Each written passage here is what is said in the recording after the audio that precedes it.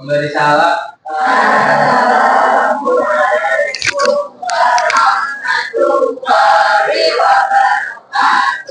Baik, waalaikumsalam warahmatullahi wabarakatuh. Sebelum kita mulai pembelajaran, saya ingin memastikan teman-teman sudah lengkap. Oke, untuk karena itu saya izin mengabsen kalian satu persatu.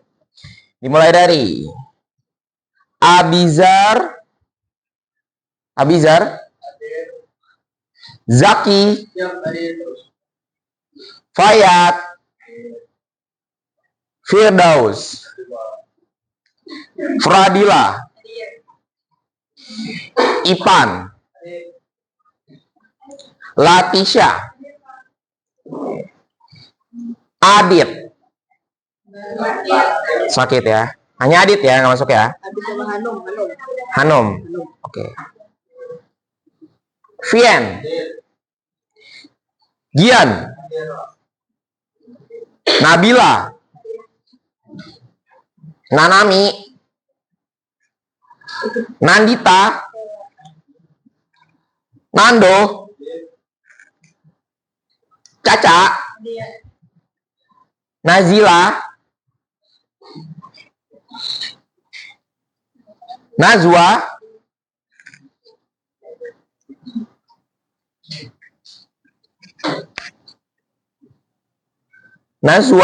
Azahra, Iren, Niki. Oke, Hanum tidak hadir. Revi, Reva, Safa, kembali Caca, Sapna, Saskia, Sevia, Safa Nur Fitri, Safa Rasika, Lia, Shalun, Seja, Suci, Jeski, terakhir Zeva. Baik, sebelum kita buka dulu ya. Oke, kita buka dengan membaca basmalah. Tes dulu.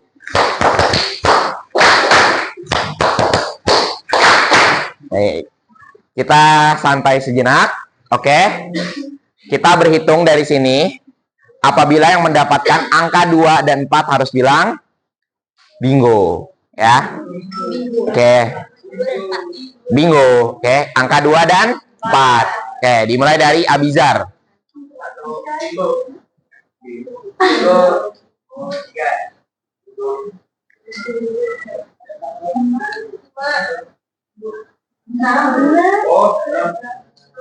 Nah, belum fokus nih. Kita ulang lagi dulu ya.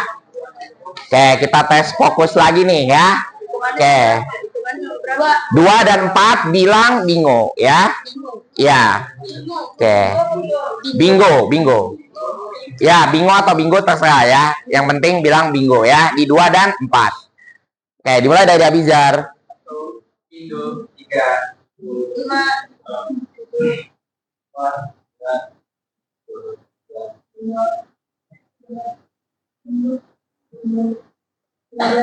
16, 17, 18, 19, 20.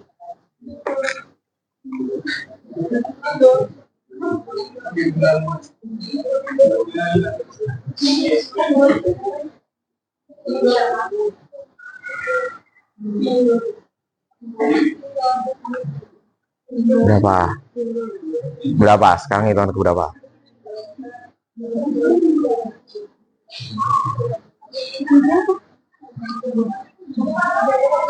Berapa ayo? Oke, gak fokus lagi. Ya, ayo. Terakhir nih. Abis sebelum kita mulai ya. Mulai dari Abizar.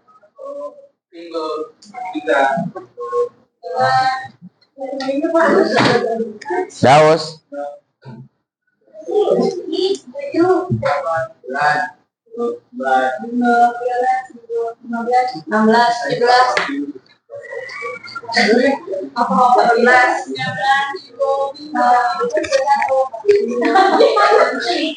Iya lagi.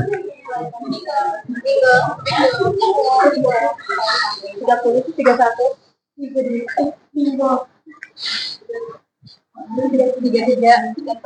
Bingo. Oke, tepuk tangan dulu.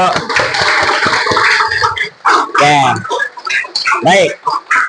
Nah, sekarang kita akan mulai pembelajarannya ya. Oke, maaf sebelumnya. Oke.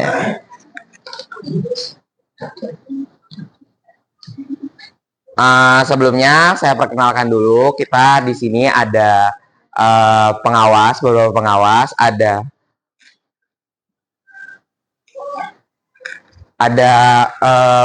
yang terhormat kepada Bapak Ivan Putranto selaku dosen pembimbing dari untuk prodi pendidikan bisnis yang sedang menjalankan PKM di SMK Negeri 8 Jakarta, dan ada guru pamong Bapak Agus Fauziansyah yang sayangnya berhalangan hadir dan diwakili oleh Ibu Sriwira. Mohon maaf Ibu Bapak, izinkan saya untuk melanjutkan pembelajaran seperti biasa. Baik, nah, oke, kelihatan nggak? Belum ya? Oke.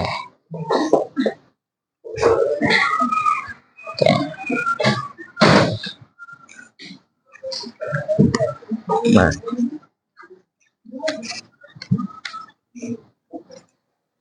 Oke, coba tes fokus. Sekali lagi. Oke. Yang ini yang nggak fokus. Konekin dulu kali, Pak. Konekin dulu ya. Iya, dari mananya?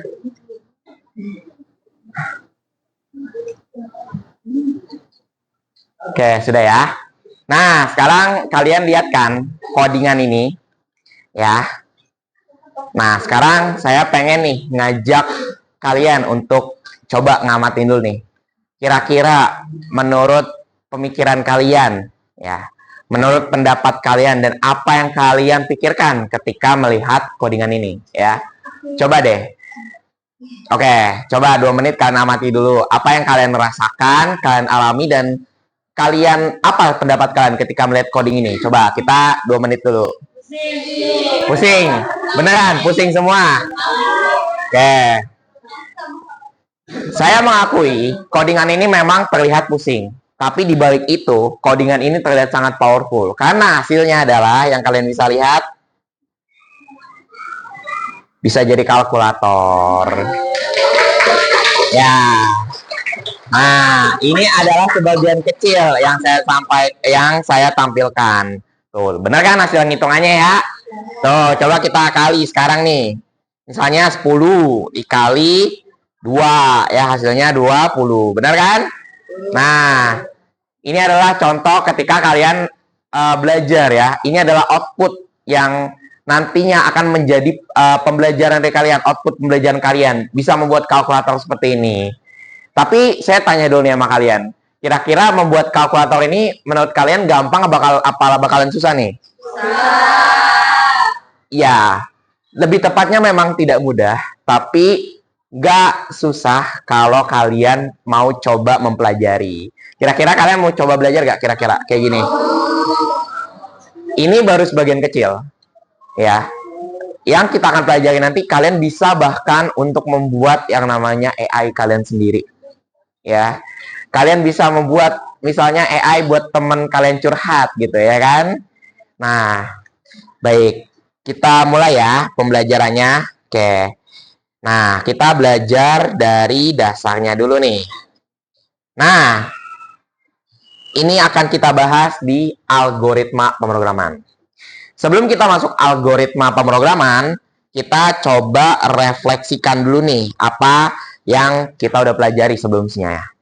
Sebelumnya, kita udah belajar dalam materi berpikir komputasional, ya, dimana kita menerapkan langkah-langkah yang logis dan terstruktur untuk menghasilkan suatu algoritma yang diterapkan digambarkan dalam flowchart berbentuk flowgorithm.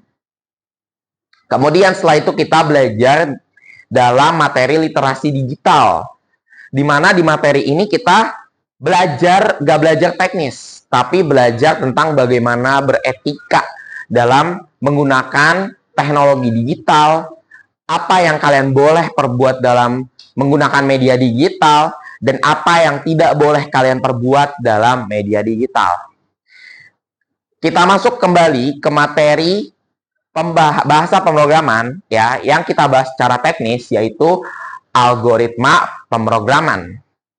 Nah, algoritma pemrograman ini kita kembali pada bahasa pemrograman ya. Memang bahasa pemrograman ini nantinya satu step lebih sulit daripada flowgorithm ya. Tapi tenang aja, selama kalian mengikuti pembelajaran dibawa dengan arahan saya, insya Allah kalian akan bisa memahami pembelajaran ini ya. Sekarang saya tanya ya, coba ada yang mau berpendapat apa yang kalian rasakan, apa yang kalian pikirkan ketika mendengar kata algoritma pemrograman? Coba, ada yang mau tunjuk tangan? Coba, iya silakan Gian. Iya. Berarti dia adalah sebuah solusi untuk memecahkan masalah yang besar menjadi sebuah masalah yang kecil juga. Oke, nggak salah. Ada yang mau berpendapat lagi? Silakan Ajril. Menurut saya algoritma pemrograman itu kayak apa? Tahap-tahapan untuk menyelesaikan suatu apa sih? Masalah. Ya, suatu masalah, tahap-tahapannya gitu. Oke. Oke, tepuk tangan buat Gian dan Ajril. Oke. Jawaban Ajril tidak salah, jawaban Gian juga tidak salah. Mungkin perlu dikoreksi kembali bahwa pemecahan masalah ya, yang kemudian dibagi dengan masalah-masalah kecil untuk dipecahkan, itu namanya dekomposisi ya. Tidak salah benar untuk menyelesaikan masalah, tahapan-tahapan untuk menyelesaikan masalah. Nah, kita belajar sedikit ya, coba definisi dari algoritma pemrograman ya. Algoritma pemrograman. Oke. Algoritma pemrograman secara definisi itu adalah suatu urutan atau tahapan ya, langkah-langkah yang terstruktur dan sistematis yang digunakan untuk menyelesaikan suatu masalah ya. Jadi tujuan dari pembelajaran algoritma pemrograman ini adalah melatih kalian dimulai dari berpikir dan bekerja dalam menyusun pekerjaan atau langkah-langkah yang pastinya tersistematis ya, berurut, kemudian terstruktur sehingga hasilnya rapi, kemudian bisa memecahkan masalah, sehingga bisa menjadi solusi untuk memecahkan masalah. Balik lagi, jadi di algoritma ini ya, kita belajar gimana sih caranya kita menyusun ya langkah-langkah ya secara berurut,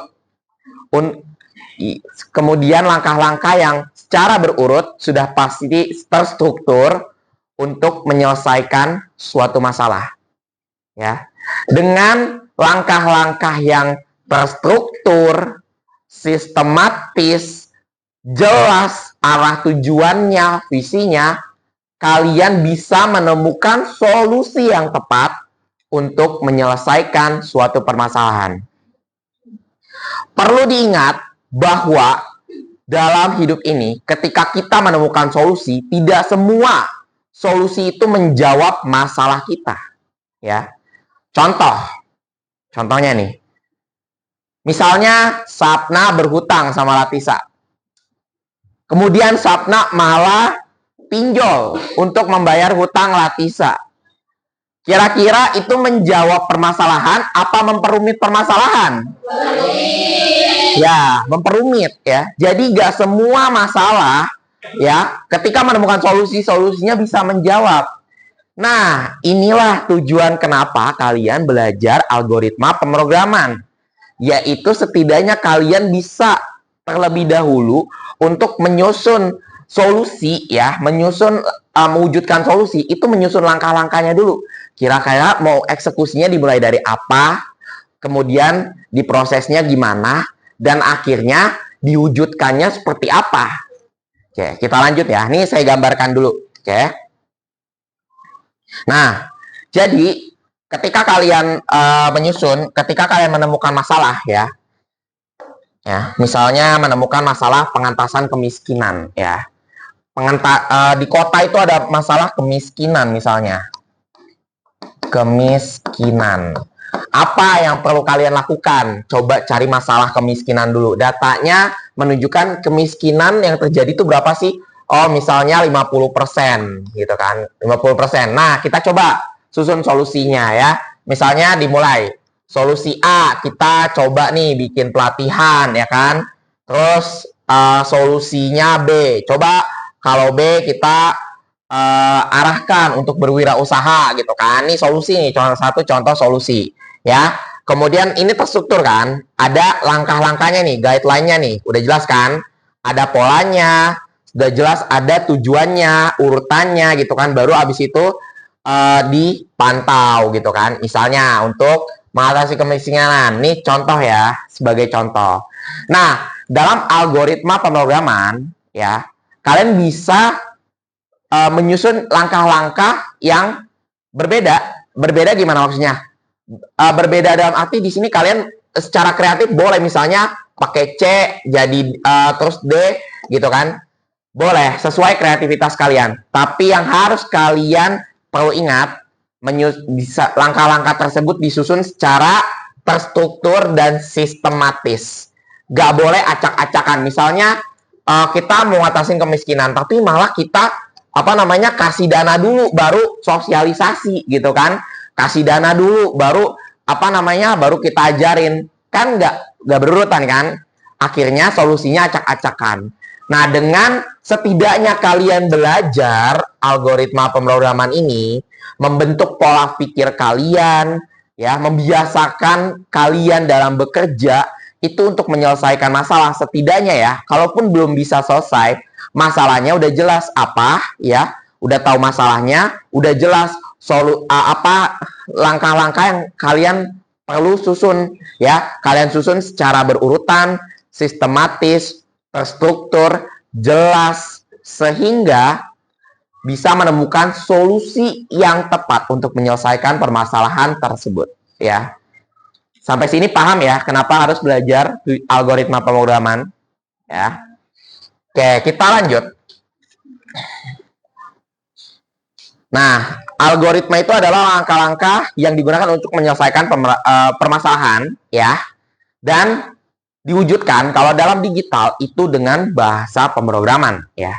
Karena pada dasarnya algoritma itu yang kita rasakan sekarang itu disusun ya oleh bahasa pemrograman melalui instruksi-instruksi yang disusun berurutan untuk akhirnya menjadi sebuah algoritma yang digunakan untuk menyelesaikan suatu masalah ya. Misalnya contoh ya, kita mau bayar e-wallet, m-banking. Siapa di sini yang punya m-banking? Nah, beberapa ya. Atau e-wallet, siapa yang punya e-wallet? Dana, misalnya GoPay. Nah, ya. Nah, coba deh saya tunjukin nih. Misalnya kita HP saya deh. Nih, misalnya kita buka aplikasi. Nih, coba lihat HP kalian. Yuk. Ya kan? Ya, coba buka HP kalian. Apa sih yang kalian mau lakukan ketika bayar? Buka apa dulu? Nah, sekarang sebutin aja deh. Setelah buka aplikasi, ketika kalian mau bayar, pilih apa? Kirim. Ya, kirim, benar. Sebelum kirim, apa yang kalian ketikkan?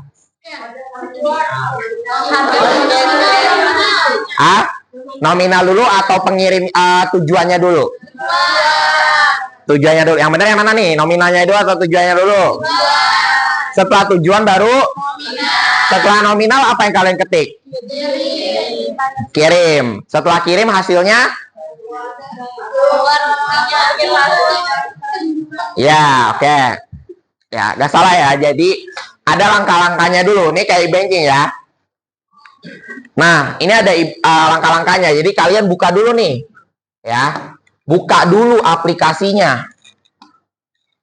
Buka dulu app-nya kan, benar? Terus setelah buka app, ya kan, harus apa? Login dulu nggak? Perlu login nggak? Perlu login nggak? Oke, misalnya pakai sidik jari, paling gampang lah gitu. Sidik jari. Setelah itu apa? Pilih bayar. Nah, setelah bayar kita tulis apa dulu? Nomor rekening dulu, ya kan? Baru nominal, ya. Nah, setelah nominal, kalian masukin apa? PIN, ya. Nah, setelah masukin PIN, transfer. Setelah transfer apa hasilnya? Iya, laporan bukti berhasil, ya kan? Ada ini kan semacam resepnya kan, atau misal struknya gitu, digital ya. Nah, itu adalah langkah-langkah pemrograman. Jadi ada urutannya ketika kalian melakukan pembayaran, ya. Urutannya apa? Oh, apa namanya? Buka aplikasi dulu. Oh, masukin nomor tujuannya dulu. Oh, masukin nominal, baru masukin PIN, baru transfer, ya.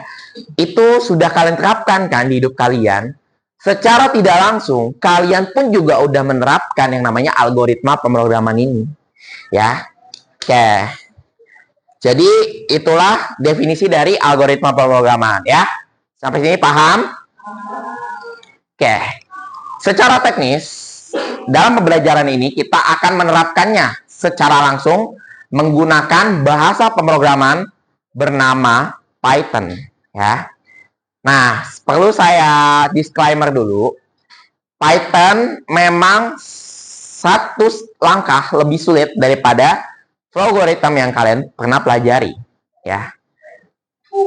Namun, apabila kalian telah memahami flow algorithm sebelumnya, maka saya rasa, saya jamin malah kalian tidak akan terlalu kesulitan untuk memahami si algoritma Python ini, ya. Karena fungsi-fungsinya sama. Hanya saja perbedaan algoritma, perbedaan antara Python dan flow algorithm, Python memiliki fungsi yang lebih luas, lebih banyak, ya. Jadi mohon maaf sebelumnya apabila kalian tidak belajar dengan detail di sini. Karena di sini kita hanya menjalankan 2 jam pembelajaran. Ya, sementara fungsinya banyak. Kalian bisa nanti setelah ini explore sendiri ya tentang Python itu sendiri ya. Karena di sini waktunya nggak cukup jika hanya 2 jam pembelajaran saja ya. Nah, sebelumnya saya evaluasi kembali di materi berpikir komputasional. Sebelumnya saya menemukan kalian banyak sekali ya yang kesulitan untuk memahami flow algorithm ya. Dan ketika tadi saya menunjukkan codingan, salah satu codingan Python, kalian merasakan udah pusing. Benar? Benar. Sekarang saya butuh modal dari kalian semua. Ada modal yang harus kalian pelajari, bukan uang. Untuk algoritma pemrograman ini, ya. Modal yang pertama adalah buang dulu mindset kalian jauh-jauh tentang pusing dan susah. Oke. Jika belajar coding itu pusing, itu adalah sebuah kewajaran.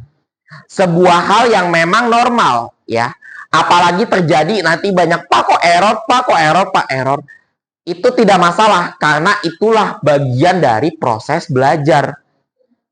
Jadi tidak ada lagi ngeluh Pak coding pusing. Memang pusing. Memang nyatanya pusing, tapi jangan bilang coding itu susah, ya. Kalau kalian mau belajar, memang kadang-kadang kita tergantung kemampuan kita. Ada yang eksplornya sampai berhari-hari, ya kan? Berbulan-bulan, ya kan? Berjam-jam, tergantung. Tapi selama kalian mau belajar, ini nggak akan jadi masalah. Apalagi saya pun akan turut mengarahkan kalian, ya. Jadi nggak ada masalah ya terkait Python ini, ya. Oke. Yang kedua, modal yang kedua adalah matematika. Matematika adalah pondasi dasar untuk memahami coding ini, ya. Kalian perlu memerlukan kemampuan matematika, fondasi matematika. Apakah harus jago banget matematika untuk memahami Python ini? Jawabannya enggak. Ya, saya pun juga bukan orang yang bagus matematikanya, bahkan cenderung sangat lemah matematika. Tapi alhamdulillahnya saya bisa mendeliver materi ini ke kalian. Yang artinya matematika di sini, ya, fondasi matematika yang kuat adalah kali tulis, ya, kali hitung, kali tambah bagi, itu yang harus minimal kuat banget lah gitu. Selebihnya nggak harus banget kok gitu kan, nggak harus fungsi inverse, matrix dan segala macam. Kalian nggak harus jago yang seperti itu untuk menerapkan, untuk bisa menguasai materi ini. Jadi gimana? Udah siap buat belajar Python-nya? Oke, kita coba ya. Kita coba perlahan-lahan. Ikuti arahan saya. Kalian pasti bisa. Oke. Buang dulu mindset kalian jauh-jauh. Karena percuma ketika saya mengajarkan Python, kalian mengeluhkan pusing. Pada akhirnya kalian nggak akan masuk itu ilmu. Yang hanya di otak kalian itu adalah pusing, bukan Python, ya. Ketika kalian mendalami Python ini, maka kalian akan merasakan gitu, ya. Oke, coba ya ikutin saya ya. Oke, buka Programmis. Oke, web Programmis. Oke, kita kenalan dulu tentang Python ya. Oke, kita coba kenalan dulu sama Python-nya nih. Oke, definisi Python. Python itu adalah suatu bahasa pemrograman yang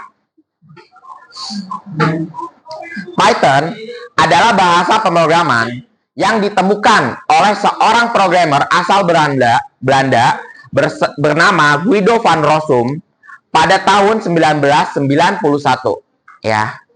Python ini adalah bahasa pemrograman termudah di antara bahasa pemrograman lain. Nah, sekarang saya mau tanya nih, ya. Oke, saya mau tanya, kalian tahu nggak yang namanya JavaScript? Pernah dengar? Oke, JavaScript, ya. Ini berfungsi buat bikin yang namanya aplikasi. Aplikasi yang kalian nikmatin itu berasal rata-rata dari JavaScript. Kemudian kalian pernah dengar C++ nggak? Itu berfungsi buat bikin game, ya. Selanjutnya kalian pernah dengar ya, nih, terus HTML sama CSS, dengar? Oke, HTML dan CSS ya. HTML dulu nih. Itu berfungsi buat bikin yang namanya website, ya. Nah, dibandingkan semua bahasa ini adalah Python adalah yang termudah. Ini Python, ini adalah urutan paling mudah di antara semua bahasa ini, ya. Bahasa paling mudah yang digunakan di industri saat ini. Bahkan saya berani jamin banyak tech company yang memakai si Python ini, ya. Ini berdasarkan riset ya, dari saya riset dulu, oke. Nah, Python ini kegunaan dari si Python ini itu punya kegunaan yang powerful banget. Ini bahasa yang paling gampang, tapi bukan berarti jadi sepele gitu. Gak selamanya yang paling gampang itu sepele. Ini paling sederhana, paling mudah, tapi ini powerful banget hasilnya ya. Python ini ya, outputnya itu bisa digunakan untuk berbagai macam ya. Digunakan fungsinya misalnya untuk analisis data.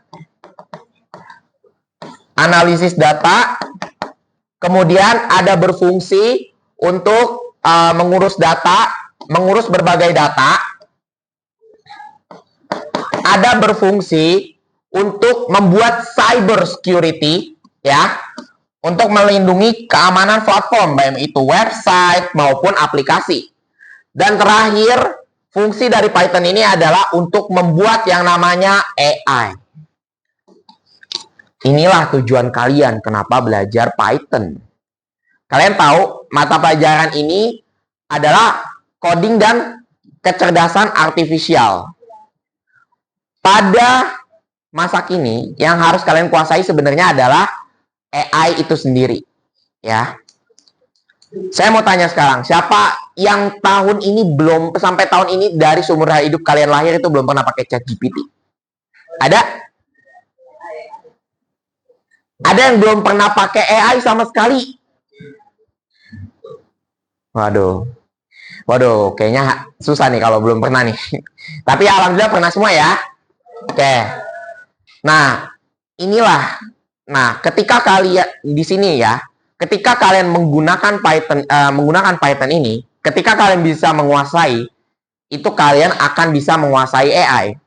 Bahkan kalian bisa menciptakan AI kalian sendiri dengan si Python ini, ya. Gimana? Powerful banget ya Python, ya. Jadi itulah kenapa kalian belajar AI. Belajar coding dengan Python ini itu adalah kalian belajar dasarnya dulu.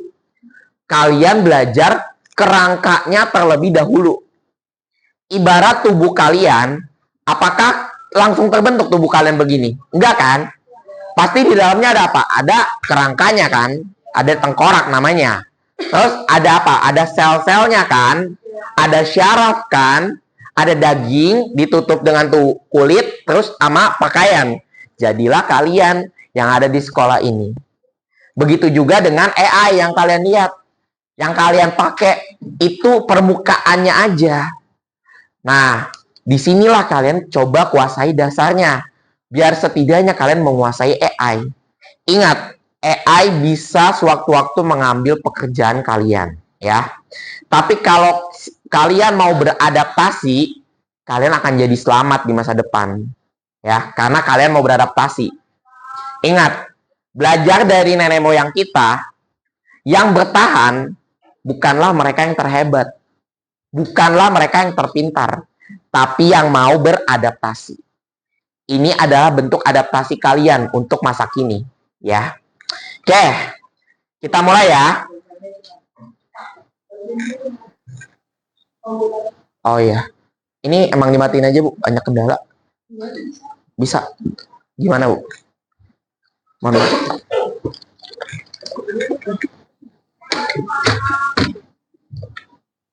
Udah di F1-nya belum? Oh. F1.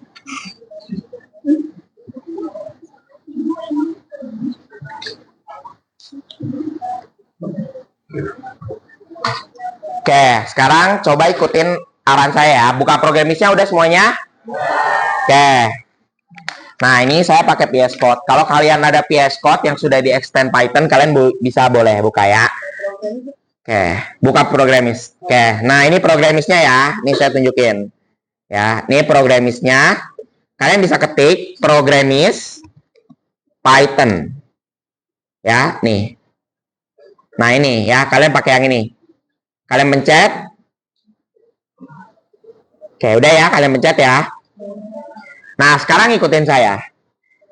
Oke. Ketik print. Oke, ada yang berkendala? Iya, kenapa? Oh ya, maaf, itu emang ini aja. Nanti bisa di refresh aja coba ya. Oke. Oke. Nah, sekarang kita masuk ke fungsi baru ya. Nah, ini coba kita sama-sama ketik ya. Oke. Ikutin saya. Coba, misalnya B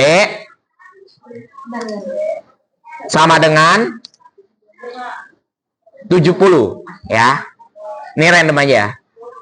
Terus ketik print huruf kecil semua, jangan lupa langsung B tanpa tanda kutip. Coba kalian jalankan sekarang. Hasilnya adalah 80. lah. Ya. Ya. Terserah kalian, boleh B gede, B kecil. Tapi kalau di printnya harus kecil semua. Oke, 70 ya. Oke, jadi kalau untuk menampilkan variabel itu gak perlu pakai yang namanya tanda kutip ya. Oke. Nah, sekarang kalian ikut saya deh, ketik lagi. Oke, coba. motor sama dengan 20. Ketik print motor langsung. Ya, motor. Nah. Oke, hasilnya berapa? Oke, 20 ya. Nah, perlu kalian ingat ya, ketika kalian mengetikkan print ya di sini ini harus sesuai nih. Ini namanya variabel ya, assign ya. Yang tadi kalian praktekin ini adalah namanya variabel assign ya. Jadi variabel ini berfungsi untuk menampilkan sesuatu ya. Sebelum menampilkan kita harus ada variabel dulu ya. Nah, ketika kalian mengetik print di sini mau menampilkan, pastikan sesuai. Kalau misalnya huruf depannya M doang yang gede, terus selebihnya kecil, maka di printnya juga kayak gitu. Huruf huruf M-nya doang yang gede, selebihnya kecil ya. Harus konsisten ya. Kalau misalnya ngetiknya gede, angkanya gede semua, jadi gede semua. Motor misalnya ya. Paham sampai sini? Nah, ini ceritanya saya mau pamer motor gitu kan ceritanya, tapi ini cuma motor doang gitu. Kira-kira ada yang kurang nggak sih? Cuma motor doang, angka doang. Oke, tahu nggak gimana caranya menjelaskan ini jumlah ini? Tahu nggak? Oke, sekarang ikutin saya ya. Nah, klik F dulu ya, F kecil biasa. Terus tanda kutip. Oh, maaf. Oke, ketik F biasa. Terus tanda kutip. Di dalam tanda kutip itu kalian jelaskan, misalnya jumlah motor saya. Jumlah motor saya. Pakai kurung kurawal. Setelah itu, kurung kurawal. Tulis motor ya, kurung kurawal, tulis motor di dalamnya, terus tutup tanda kutip, tutup lagi pakai kurung. Oke, udah? Oke, sekarang kita coba jalani ya. Jadinya oke. Nah, fungsi F string ini ya, fungsi F string ini, maaf saya gedein. Fungsi F string ini berfungsi untuk menampilkan ya, menampilkan teks biasa sekaligus variabelnya ya. Jadi jangan lupa nih, kalau untuk menampilkan teks biasa apa dulu? Biasanya teks biasa sama variabelnya jadi apa dulu? Apa dulu? Variabelnya dulu, apa variabelnya? Contoh misalnya mobil berapa? 10. Terus abis itu print, buka kurung, terus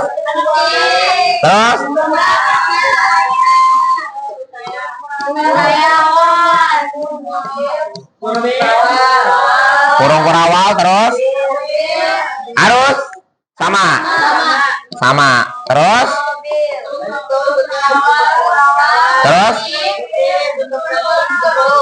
oke. Nah, kita coba ya. Nah, kalian coba sama-sama nih. Mobilnya berapa? Mobil 10 doang nih. 100, Pak. Boleh 100 ya. Terus kita ketik print ya. Ketik print apa?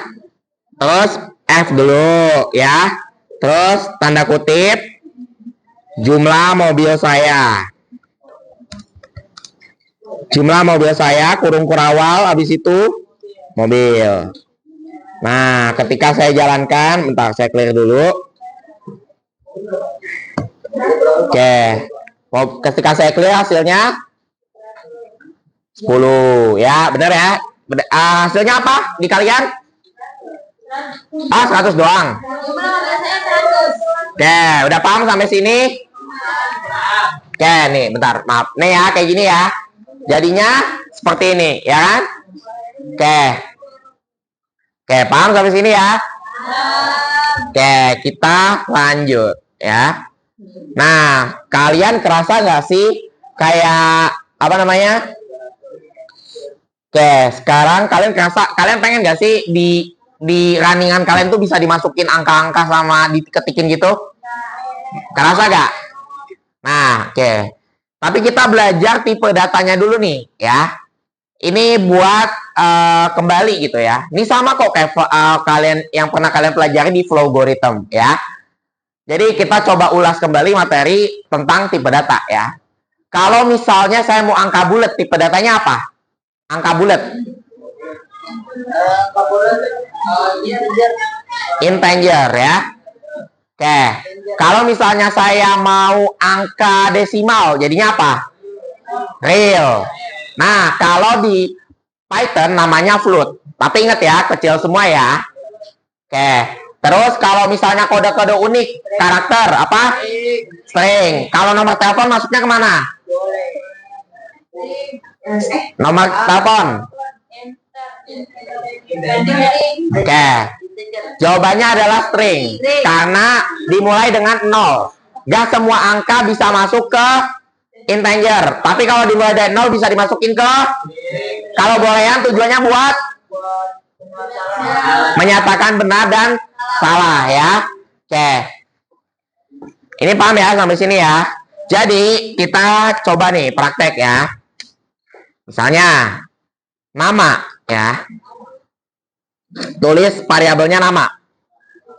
Nama dulu sama dengan berarti kalau nama kan huruf, itu pakai tipe datanya apa? String. Nah, tulis str ya. Str. Terus jangan lupa kurung ya.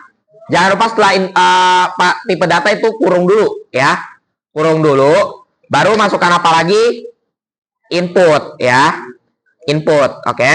Setelah input baru kurung lagi. Nah, setelah input jangan lupa nih kurung nih. Jadi setelah tipe data kurung dulu ya. Setelah input kurung lagi ya.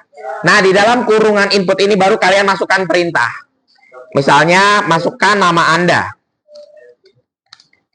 Oke. Mau coba ditampilkan namanya? Nah, coba ketik print berarti. Print nama. Udah? Oke. Udah ya? Nah, coba misalnya kita jalankan bersama ya. Nah, ketika kalian udah jalanin, nih pasti ini di runningan kalian ini dulu nih. Ketik apa namanya? Pencet mouse-nya dulu atau kalian ketik dulu di sini ya, atau kalian pencet dulu di sini untuk memastikan ini bisa dimasukkan apa namanya? Hasil ketikan kalian. Misalnya saya ketik nama saya Ishak. Jadinya runningnya Ishak. Nah, coba kalian saya lihat dulu nih. Bisa gak? Coba. Oke, jangan lupa ya, tipe data kurung, kemudian input ya, inputnya tulis dalam tipe data itu, kemudian kurung lagi. Di dalam kurung itu tulis apa? Apa? Iya. Atau kata-kata yang kalian mau sampaikan, misalnya tulis nama kamu dong gitu, misalnya ya.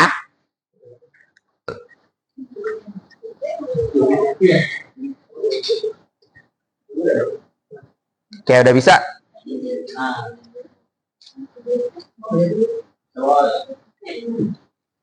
Oke, bisa ya? Bisa? Ada yang mau bertanya atau berkendala? Oke. Oke, sekarang kita coba lanjut. Nah, jadi gini. Sekarang tentang ini dah. Durasi ya, durasi video misalnya. Durasi video saya nulisnya gini. Misalnya saya nulis 3.40. Ini kayak gini nih, 3.40 nih. Misalnya 3.40. Ini masuknya ke tipe data mana kalau kayak gini? Float ya. Nah, buat float kalian bisa tulis kayak gini. Float ya. Float. Nah, terus apa lagi? Apa? Kurung ya. Terus input ya. Terus baru masukkan durasi videomu berapa misalnya. Durasi videomu berapa? Videomu. Nah, oke. Nah, kemudian tampilkan nggak durasinya? Tampilin ya. Misalnya durasi. Oke, coba kita running di sini. Oke, coba kita running ya. Nah, misalnya durasi video saya 2.40. Tampilnya jadi 24 menit ya. Nah, itu adalah tipe data float. Nah, mungkin saya tambahkan ya. Kalau untuk tipe data ya, ini tipe data ketika kalian tulis, untuk integer ditulis int, jangan lupa tutup kurung ya. Ini untuk apa integer? Untuk apa? Angka bulat. Terus ada string. String ditulisnya str. Ini untuk apa? Selain itu nama, berbagai karakter ya. Jangan lupa kurung. Setelah itu terakhir ada apa namanya? Integer, string dan float ya. Float nih huruf kecil semua ya. Ini jangan lupa tanda kurung lagi. Ini buat apa? Angka apa? Angka desimal. Terakhir ada boolean juga. Ini juga bisa nih masuk. Untuk apa? Benar dan salah. Oke. Paham ya sampai sini tipe data? Paham. Inputnya juga paham, fungsi input? Oke. Jangan lupa ya, baru kalian bikin fungsi input di sini. Misalnya input ya. Ini masukin di sini input, jangan lupa kurung ya. Paham sampai sini? Ada yang mau ditanya dulu gak? Oke, cukup ya. Oke.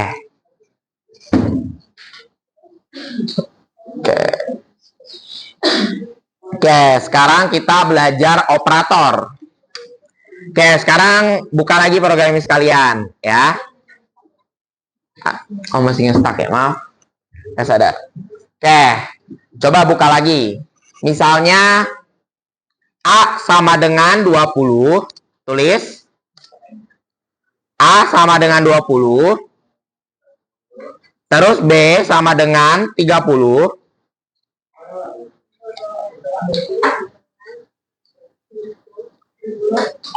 Nah, terus tulis print. Jangan print dulu ya. Misalnya bikin variabel baru. C sama dengan A ditambah B.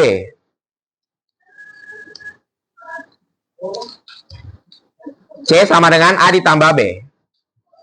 Nah, baru kita print C. Misalnya. Print C. Udah? Oke, maka ketika kita jalankan hasilnya, jangan coba jalanin dulu dong. Jangan jawab dulu. Bener kan? Coba saya cek dulu. Bener kan nih? Oke, benar. Jadinya apa tuh? Oke, benar ya. Oke. Coba, bener kan nih? Oke, bisa. Yang lain? Bisa. Bisa.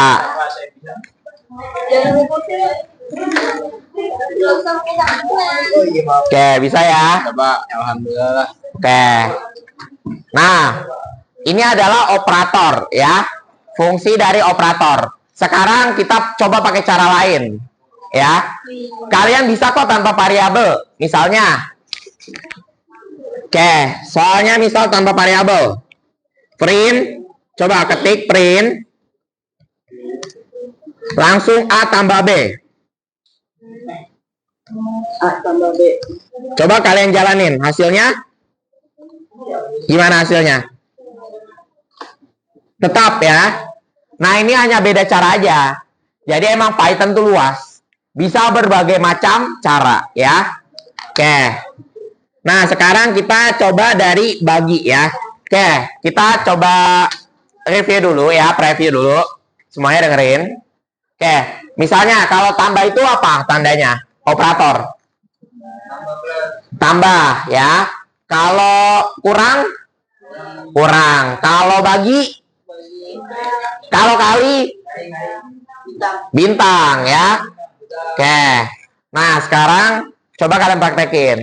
20, A-nya 20, B-nya 70 ya. B-nya 70. Oh ya, maaf. Oke, B-nya 70. Kemudian nah, coba print. Boleh, kalian bikin variabel dulu juga boleh. Print A dikali. Kali tandanya apa? A dikali B. Oke, coba kalian running hasilnya.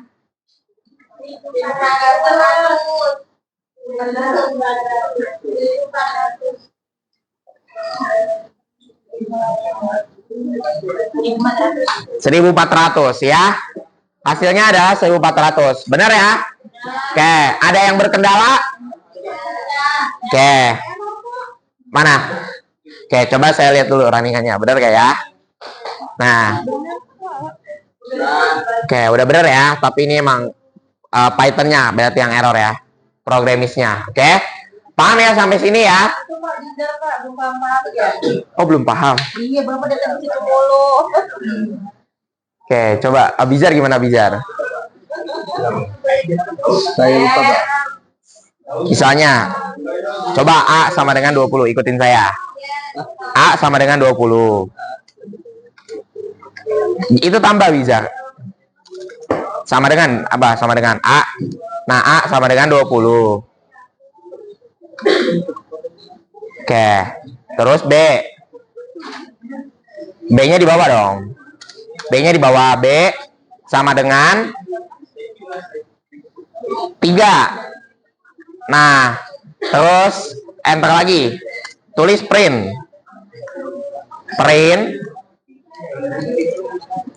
Tulis print. Print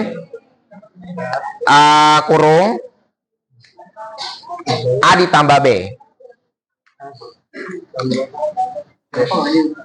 Nah, coba jalanin sekarang Abizar. Running. Oke, maaf.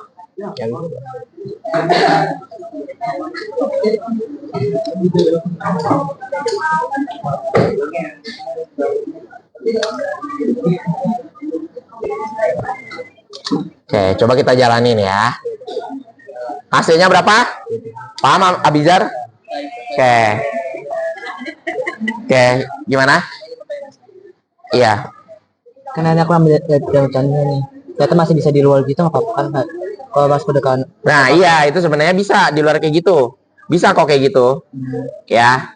Oke. Gak apa-apa, Jak. Cara berbeda gak apa-apa. Oke. Oke, paham ya sampai sini ya. Nah, itu tentang, nah kita akan belajar operator baru nih ya. Misalnya saya pembagian deh. Misalnya A saya, coba ikutin ya. A itu 8. B itu 3.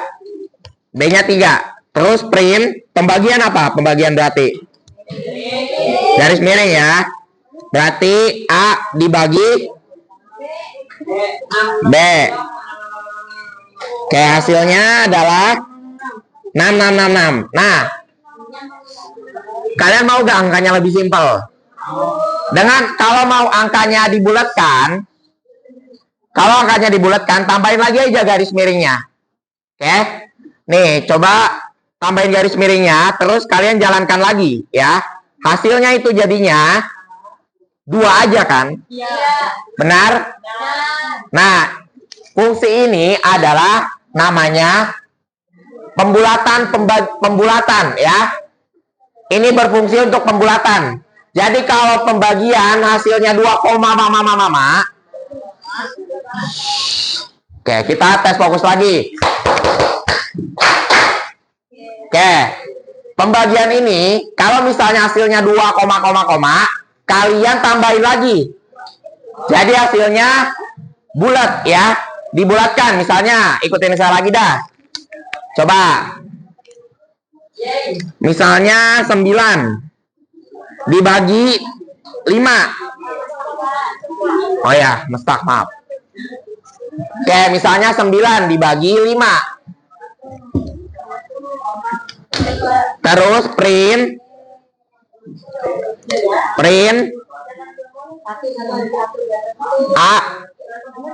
A, terus apa lagi? B ya. Nah, coba ini kan kita bagi dulu nih. Misalnya kita bagi hasilnya 1,8. Tambahin lagi coba garis miringnya 2, jadinya 1 ya. Paham sampai sini? Oke, ini adalah fungsi pembulatan ya. Selanjutnya kita akan belajar fungsi yang mungkin kalian akan ngerasa gak nyangka. Kalau saya misalnya tunjukin fungsi ini apa? Ini apa? Oke, gak salah, tapi dalam konteks Python itu salah. Yang benar ini adalah modulus. Oke, modulus itu berfungsi untuk mengambil sisa pembagian. Ya, misalnya nih kita coba praktekin ya. Oke, maaf ngestak. Makasih sudah diperingatkan. Ya, oke. Nih misalnya apa namanya? Kan 9 dibagi 3, hasilnya berapa? Oke, 3 ya. Jadi sisa berapa harusnya? Oke, coba A dimodulus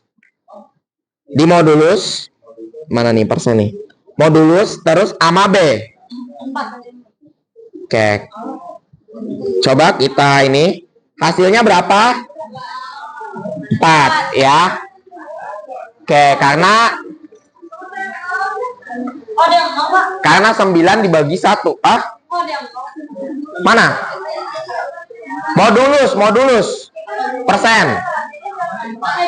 Iya, A-nya 9, B-nya 5, terus A dibagi B. Ya. Oke. Nah, coba kita lagi ya. Kita coba lagi. Misalnya 8 dibagi 3 ya. Kita coba ubah angkanya. Jadinya ketika kita jalankan hasilnya 2 ya. Kenapa? Karena kan 8 dibagi 4 ya.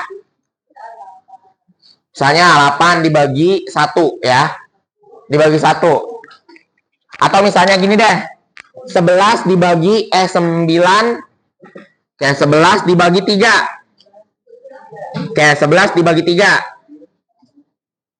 Hasilnya berapa? Karena gini, 9 dibagi 3 kan? Benar, 9 bagi 3. Oke, 9 dibagi 3 hasilnya berapa? 3 ya. Ini 9-nya dibagi 3, jadi hasilnya 3. Kalau udah ada pembagiannya ini, jadi sisa berapa? Sisa berapa? Hasil kalau udah 9-nya diambil. Dari 11 diambil 9, jadi sisa berapa? 2 dong. Ya, agak fokus. Ya, kan udah dibagi 3, ya kan? 9 dari ini udah dibagi 3, benar? Jadi sisa berapa? Hasilnya? Paham sampai sini? Oke. Ya. Nah, itu adalah modulus. Nah, kita sebenarnya akan belajar operator lagi nih, ya. Kita akan belajar operator lagi, ya. Sebenarnya masih banyak. Oke. Nah, kalau sama dengan, jangan lupa sama dengannya 2, ya. Nggak boleh 1. Karena nanti error, ya. Jadi harus 2 untuk menegaskan. Ya, kemudian ada lebih dari dan kurang dari, atau lebih sama dengan dan kurang sama dengan. Oke, kita coba buktiin langsung di sebuah fungsi ya, yaitu if, elif, dan else. If, elif, dan else ya. Elif dan else. Nah, coba kalian ikutin saya lagi. Ya. Oke.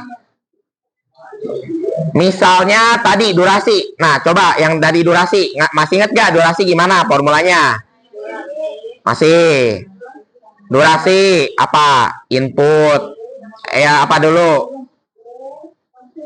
String dulu, apa namanya? Float dulu. Terus apa? Input. Terus apa lagi? Sama dengan apa? Oke, masukkan durasi. Coba durasi videomu ya. Oke, udah. Masukkan durasi videomu. Oke. Nah, sekarang ikutin saya nih.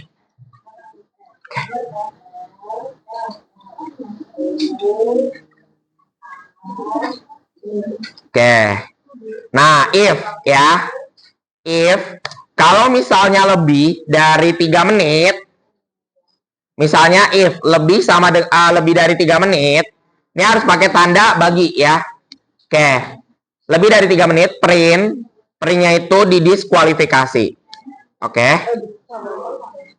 Didiskualifikasi. Oke. Kemudian ada elif ya. Kalau sama dengan 3, oke, printnya masih aman.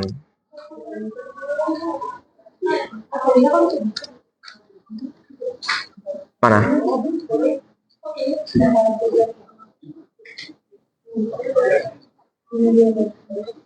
Elif. Oh ya, ini ya, kan float ya. Pakai 3.0 misalnya. Terus ini 3.0 ya. Ini